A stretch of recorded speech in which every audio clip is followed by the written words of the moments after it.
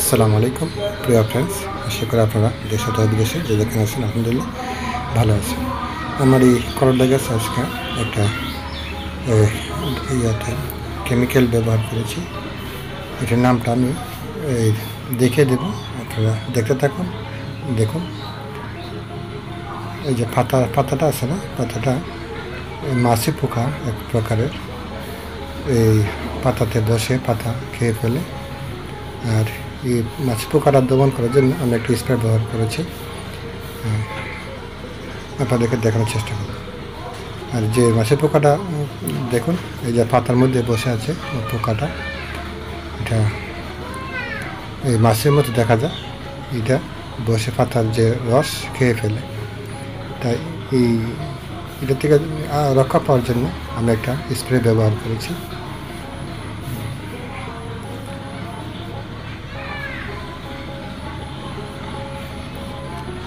অনেকগুলো পাতা নষ্ট করে ফেলেছে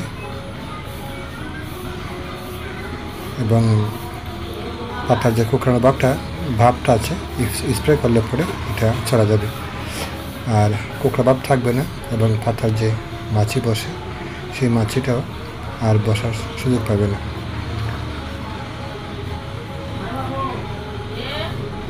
দেখুন, করলা ধরা পড়েছে। আর এই যে লিকার আর ইমো দুটো একসঙ্গে মিশিয়ে আমি প্রতি লিটারে 20 ml করে দিয়েছি।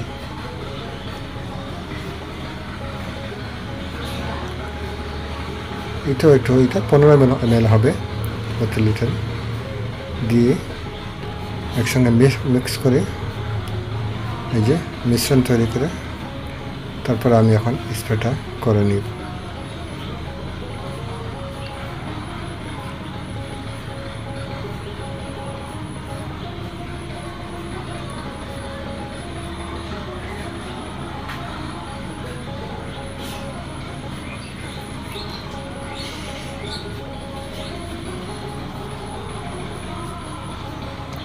আমার সানি খন্দকার ভিডিও ব্লগ চ্যানেলটি আপনারা সাবস্ক্রাইব করে রাখবেন নতুন নতুন ভিডিও পাওয়ার জন্য। আমি ডেইলি ব্লগ করে থাকি, মাঠের জমি জমার ফসলের শাকসবজি এগুলোর ভিডিও আমি দিয়ে থাকি, আপনারা দেখতে পাবেন। আশা করি আপনাদের কাছে ভালো লাগবে।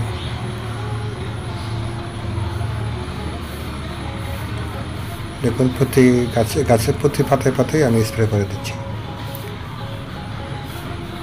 আজকে একবার স্প্রে করব, তারপরে আগামী 4-5 দিন পরে আবার একটা স্প্রে করে দেব। তখন আর পাতার যে মাছি পোকার দমন হয়ে যাবে, মাছি পোকাতে রক্ষা পাওয়া যাবে এবং করলা বেশি ধরা পড়বে।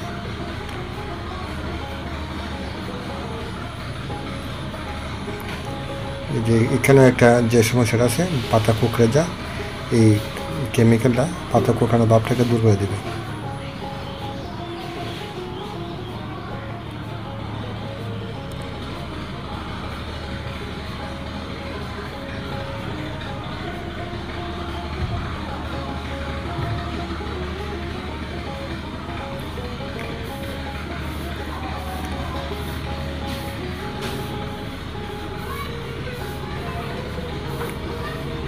চার 5 দিন আগে আমি গাছের গোড়ায় 1 ফুট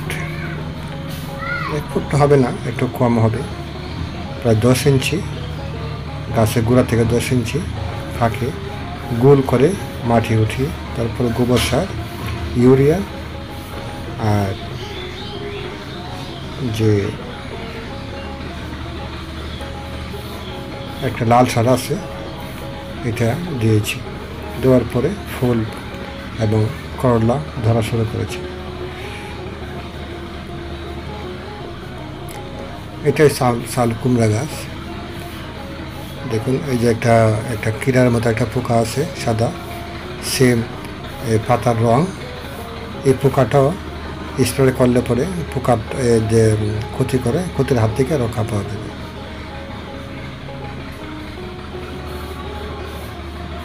এবং যে পাতা যে কোঁকড়ানো ভাবটা আছে সেটাও থাকবে না।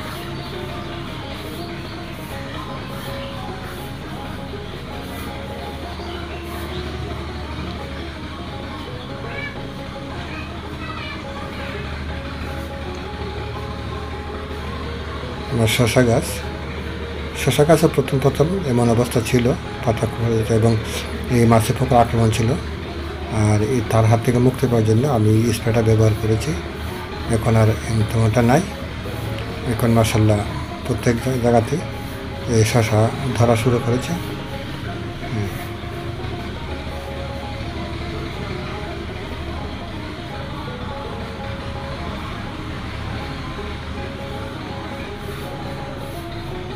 এই যে শশা আমি লাগিয়েছি, বেশি দিন হয় নাই, 1 মাসের আর কম হবে এই সময়ের ভিতরে আমার গাছে শশা ধরা পড়েছে।